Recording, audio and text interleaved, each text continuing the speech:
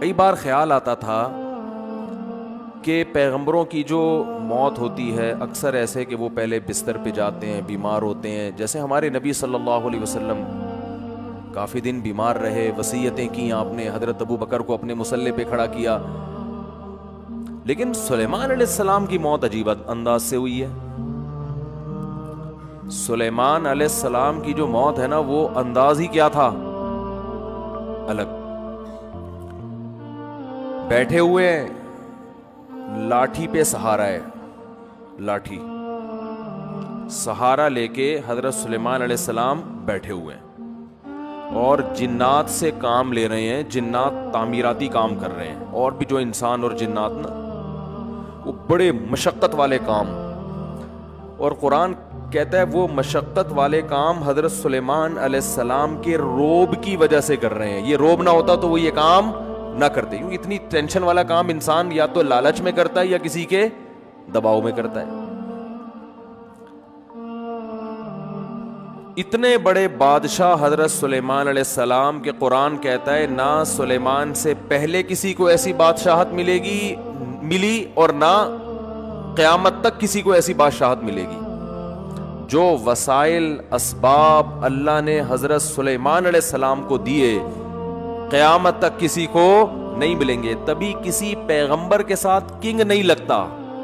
सुलेमान अलैहिस्सलाम के साथ गोरा भी किंग लगाता है, किंग सोलोमन लिखा होता है ना किताबों में। हालांकि किसी पैगंबर के साथ बादशाह का लफ्ज कभी भी इस्तेमाल नहीं होता। लेकिन ये ऐसे पैगंबर हैं कि इनके नाम का हिस्सा क्या बन गया, किंग, बादशाह। ऐसी बादशाहत अल्लाह ने अता की और आपने अल्लाह से मांगी थी। अब तो ये वक्त था, और अगर अल्लाह ने मौत भी देनी थी तो भाई पहले ये तामीराती काम मुकम्मल कर लेते, फिर घर जाते, बीवी बच्चों को जमा करते और कहते देखो भाई अल्लाह ने जो दीन दुनिया में गालिब करना था वो मेरे ज़रिए से कर लिया। अच्छा भाई अब जो है मेरे मरने के बाद दुनिया में ये मेरा जानशीन होगा, और भाई तुम ऐसा करना, उसका ख्याल करना, तुम फलाने का ख्याल करना, ये तुम्हारी ओरिजिनल अम्मी है, ये तुम्हारी सौतेली अम्मी है, ये तुम्हारे फलां हैं, ये पैगंबर की तालीमात हैं, ये ज़बूर है, ये तौरात है, इस पर चलना है। ये सारी डिटेल तफसील से करने के बाद, क्योंकि अल्लाह के पैगंबर थे, उसके बाद जिन्नात को भी अपने अपने ठिकाने लगा देते कि भाई ये सारे काम तुमने कंप्लीट कर लिए, अब जो है अब ऐसा ना हो कि मेरे बाद बिल्कुल ही भाग जाओ। तो बड़ी ऐसे होता ना,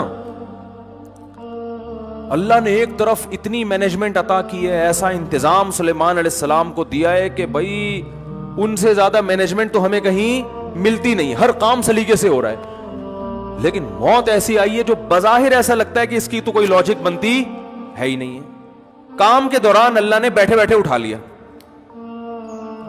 और अजीब बात यह है कि जब किसी की मौत वाक़ई होती है, एकदम जमीन पे गिरता है ना, वो सुलेमान अलैहिस्सलाम जिस लाठी से टेक लगाए हुए थे ना, वो इस अंदाज से थी कि मौत वाक़ई होने के बावजूद जमीन पे गिरे नहीं, क्योंकि लाठी ने सहारा दे दिया हुआ था आपको। बैठे हुए इस अंदाज से, वो भी अल्लाह ने बिठाया होगा, इस अंदाज से अल्लाह ने आपको बिठाया कि अल्लाह के इल्म में था कि अब इनकी रूह मैंने कब्ज करनी है।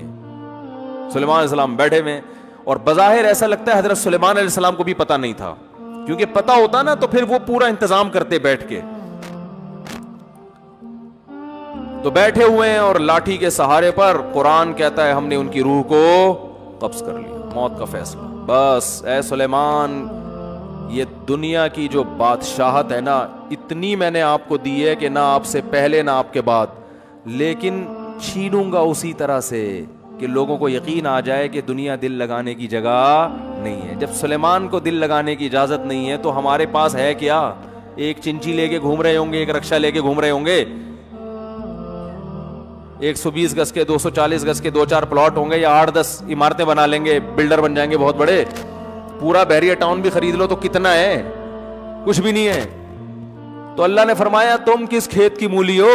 तुम समझते हो मेरी तो अभी बच्चियों की शादी नहीं हुई, अभी तो मैंने इतना बच्चों पे पैसा खर्च किया, अभी तो मैंने अपने बच्चे को डॉक्टर बनाया है, अब वो क्लिनिक खोल के बैठेगा, खून पसीने की मेरी कमाई अब घर में आना शुरू होगी। बहुत से मरीजों को पहले तजर्बा करके कब्रिस्तान पहुंचाएगा, कुछ जो बच जाएंगे फिर उन पे तजर्बे करेगा, फिर बड़ा डॉक्टर बने। बड़ा डॉक्टर पता है किसे कहते हैं? जो तजर्बाती मराहिल से गुजर चुका हूं। इसलिए मैं हमेशा कहता हूं इलाज हमेशा बड़े डॉक्टर से कराओ, ठीक है। लोग मुझसे वैक्सीन के बारे में पूछ रहे हैं, कोरोना वैक्सीन। मैंने कहा भाई मैं डॉक्टर नहीं, मुझे नहीं पता ये कोई तजर्बाती वैक्सीन ना हो कहीं।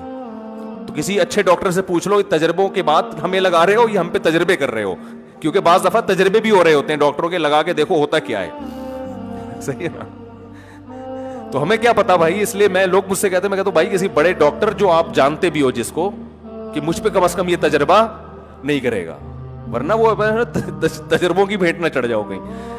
तो डॉक्टर से पूछो, ये उनकी फील्ड है। कहने का मकसद ये है, मुझसे पूछ रहे हैं वैक्सीन लगवानी चाहिए कि नहीं लगवानी चाहिए।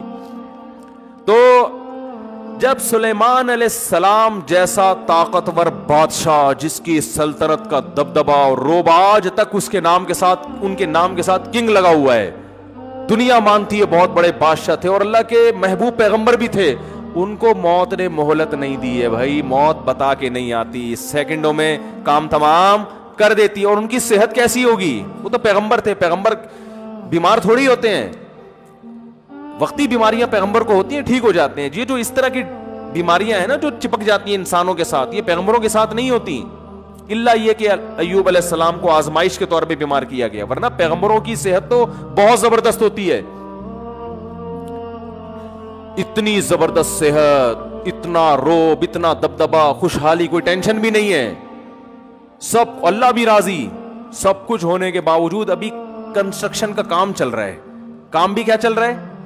कंस्ट्रक्शन का। अल्लाह वो तो कंप्लीट होने देता कि भैया, क्योंकि कुरान के अल्फाज हैं कि सुलेमान की लाठी को ना दीमक ने खाना शुरू किया है, क्योंकि उनको इंतकाल को बहुत टाइम गुजर चुका था। अंबिया का जिस्म खराब नहीं होता मरने पर, अंबिया का जिस्म मौत की सूरत में खराब नहीं होता, बिल्कुल वैसे ही रहता है, कोई तगय्युर नहीं आता उसमें, कोई चेंजिंग नहीं आती, ऐसा ही लगता है जैसे जिंदा है।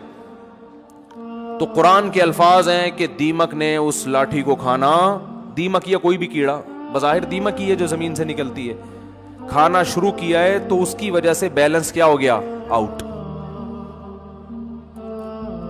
जब बैलेंस आउट हुआ तो हजरत सुलेमान अलैहिस्सलाम का जिस्म मुबारक जमीन पे गिरा है। फलम्मा खर्रा, कुरान कहता है जब जमीन पे गिरे हैं, तबय्यनतिल जिन्नु, जिन्नात को पता चला कि भाई हमें तो गैब का इल्म नहीं है, ये तो पता नहीं कितने दिनों से इनकी मौत वाक़ई हो गई है, हमें तो पता ही नहीं। और कुरान कह रहा है कि अगर जिन्नात को पता होता ना कि इनकी मौत वाक़ई हो गई है, तो वो इतनी शदीद टेंशन में टाइम ना गुजारते। वो जैसे ही उनको पता चला इनकी मौत वाक़ई हो गई है, जो शटरिंग के फट्टे जहां लगे हुए थे वो वहीं छोड़कर भाग गए।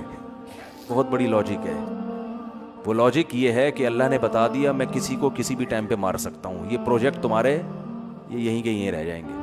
ऐन मुमकिन है अभी शटरिंग हुई भी हो, फट्टे लगे हुए हों, तगारियां चल रही हों, और जिसका मकान है अल्लाह उसको मौत दे दे, क्योंकि अल्लाह ने इस काम के लिए दुनिया में नहीं भेजा। ये हमारी ज़रूरतें हैं, ये हमारे मकासद नहीं है। जिस मकसद के लिए भेजा था वो अल्लाह ने देख लिया कि तू उस मकसद में कितना उतरता है, तू ना हलाल और हराम के कितना पाबंदी की है, ये अल्लाह ने देख लिया होता है। लिहाजा मरते ही हिसाब व किताब शुरू।